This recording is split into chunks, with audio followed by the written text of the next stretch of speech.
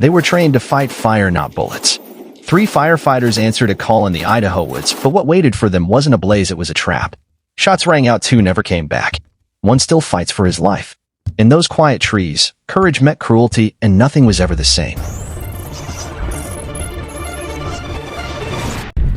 The forest near Coeur d'Alene stood in quiet silence as a soft plume of smoke drifted into the sky. It wasn't uncommon. Fires happened, but on this day, that smoke wasn't a call for help, it was bait. At Station 47, 3 firefighters prepared for what seemed like another routine call. Logan, young and full of pride. Jake, a family man with years of grit. Sam, nearing retirement, carrying decades of service in his calm steps. They had no idea they were heading into something far more sinister. Their truck rolled off the gravel road and edged into the woods. Everything felt off.no wind.no sounds. Even the smoke smelled strange, tainted with gasoline. The fire itself was oddly contained. Then everything shattered. Gunfire erupted through the stillness. Logan collapsed immediately. Jake scrambled, trying to help, but he too was struck. Sam, bleeding and dazed, grabbed his radio with trembling fingers. This isn't a fire. It saw setup. Emergency sirens screamed across the valley as backup rushed in, but by the time help arrived, the ambush had done its damage. Logan and Jake were gone. Sam was barely clinging to life. Investigators stared at the scene. No wildfire, no cause, just an orchestrated trap. Someone had lit a fake blaze to lure these men in and murder them. The question echoed in everyone's minds: why? News of the ambush swept across Idaho. Coeur d'Alene, once a peaceful town, was frozen in grief. Candlelight vigils lit the streets. Firehouse doors stood open in silence. At one vigil, a young girl clutched her father's helmet, Jake's daughter. She asked her mother when he was coming home. The mother said nothing, just knelt beside her and held on. Answers were few, but the pain was everywhere. Even as questions hung in the air, one truth became painfully clear: these 3 men walked into smoke believing they'd face fire, not bullets. They answered a call out of duty, out of principle. Their names became more than names, they became symbols. Symbols of service, of sacrifice, of courage in a world that too often takes it for granted.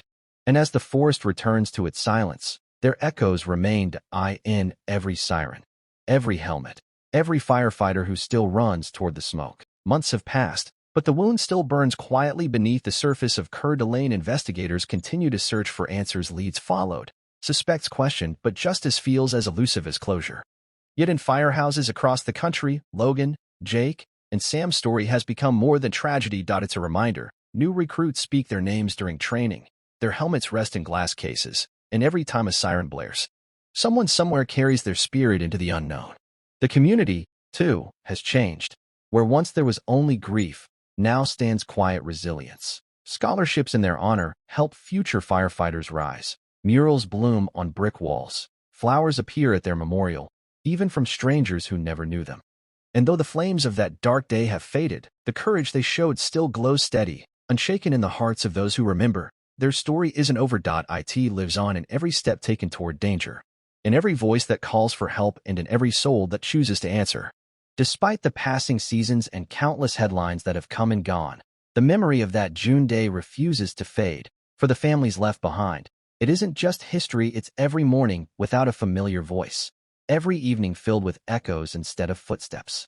Yet from that silence, something powerful continues to rise: purpose. Local schools now teach fire safety through a program named after Sam. Jake's wife speaks at national firefighter conferences, reminding others why readiness isn't just tactical, it's emotional. And Logan's older brother, once distant from public service, is now in his 2nd month of academy training. He says, "I'm walking the path he never got to finish." Though justice may still be waiting, the legacy left behind refuses to rest. Their courage has sparked not just tears, but action, change, commitment. And so, the story stretches forward not as a closed book, but as a torch passed from hand to hand, fire to fire, heart to heart. Not every ending brings closure, but this one? It brings resolve. There comes a point in every story where words feel too small for the weight they carry. The tragedy in Coeur d'Alene didn't just scar a town, it awakened a nation to the quiet bravery that often goes unnoticed. From city halls to rural fire stations, reforms have quietly taken root. Calls are vetted with new protocols. Mental health support for first responders has deepened, and somewhere in the hum of every siren, Logan, Jake, and Sam still ride along in spirit, in memory, in mission. But legacy isn't only what is left behind. It's what grows forward. Every time a firefighter suits up, steps into smoke, and chooses courage over comfort, this story breathes again, not as a tale of sorrow, but as a vow that those who protect will never stand alone. And in the forest of Idaho, where silence once swallowed screams, there's now something else, a stillness not of loss, but of quiet honor, of lives that mattered, and a fire that, though it no longer burns, still lights the way. Time has a way of softening the edges of pain, but some losses leave impressions too deep to fade. Each anniversary of that June day brings the community together, not just to mourn, but to remember, to rebuild, and to carry forward the light that Logan, Jake, and Sam once bore.